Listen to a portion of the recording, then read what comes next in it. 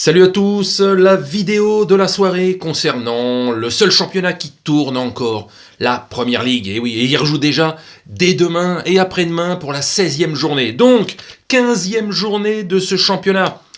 Liverpool, qui a joué aujourd'hui, qui a été tenu en échec par un relégable, West Bromwich Albion, c'est un truc comme ça qu'on prononce, West Bromwich Albion, un partout, avec 80% de possession de balles. On avait l'impression de voir le Barça de l'époque, tu sais, monopolise le ballon, mais peut-être avec moins d'efficacité. Il y a eu un super but de Mané, mais quand tu possèdes autant le ballon et que tu te fais remonter dans les 10 dernières minutes, alors que l'équipe, elle a quasiment rien fait, l'adversaire, il y a de quoi se les bouffer, quoi. Tu perds 2 points sur je sais même pas de l'inattention, n'importe quoi, c'est va au bout du truc. Il y a des occasions, ne laisse pas passer les occasions. Je sais que c'est difficile pour un club de rester au sommet tout le temps, en permanence, d'écraser tout le monde, etc., etc. Et c'est le cas de Liverpool par rapport à la saison dernière qui avait gagné avec 20 points d'avance le championnat. Cette année, si Liverpool gagne ce titre, ça sera peut-être avec 5, 6, 7 points d'avance, grand maximum.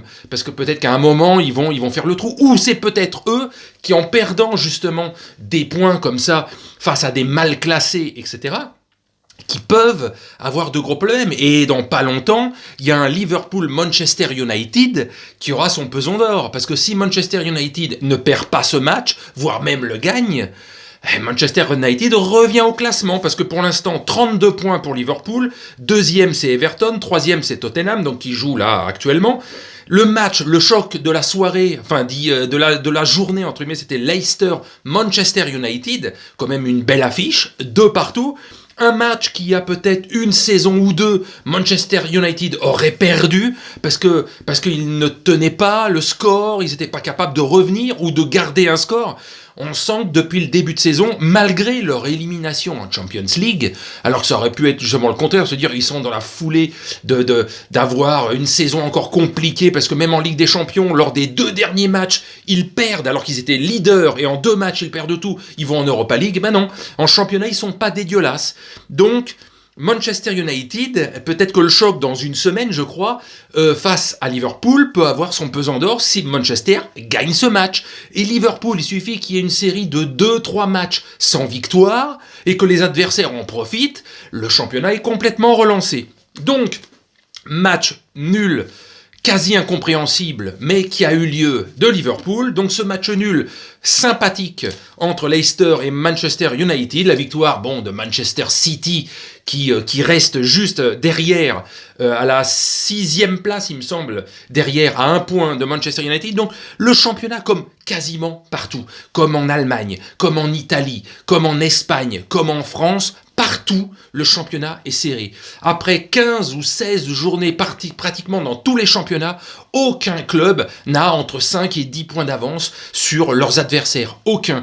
Cet après-Covid ou ce pré-Covid ou cette saison tordue avec une saison qui a pas eu de vraie coupure, finalement il n'y a pas que le PSG entre guillemets en France qui le paye. J'ai l'impression que c'est tous les gros clubs, parce que ni la Juve, ni le Barça, ni le Real, ni le Bayern, et ni Liverpool justement ne dominent leur championnat. Alors ils vont peut-être aller au bout tous à terme, mais ça sera beaucoup plus compliqué, et je pense que dans tous les championnats, ça va être intéressant jusqu'à pas loin de la fin de la saison.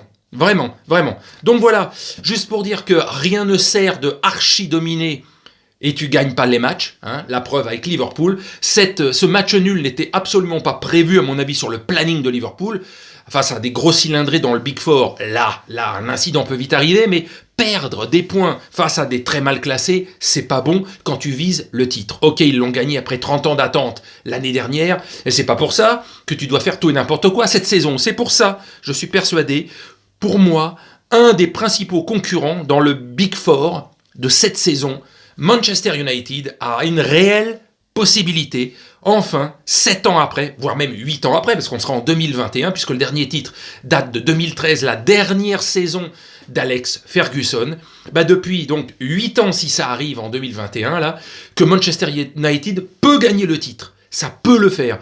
Parce que aussi, j'ai oublié, et je finis là-dessus, la déculottée, quelque part, la maladresse, la mayonnaise qui prend pas encore avec Chelsea. Chelsea, face à une équipe qui, quand même, depuis le début de saison, Arsenal, comme depuis 3 à 4 saisons, Arsenal, c'est les montagnes russes, comme souvent ces clubs où c'est jamais fluide, jamais lisse. Il y a autant de mauvais résultats que de bons, et jamais quand on les attend. Arsenal qui va perdre face, là aussi, à des mal classés, et qui se paye une belle victoire face à Chelsea. Là aussi, favori de ce match était Chelsea.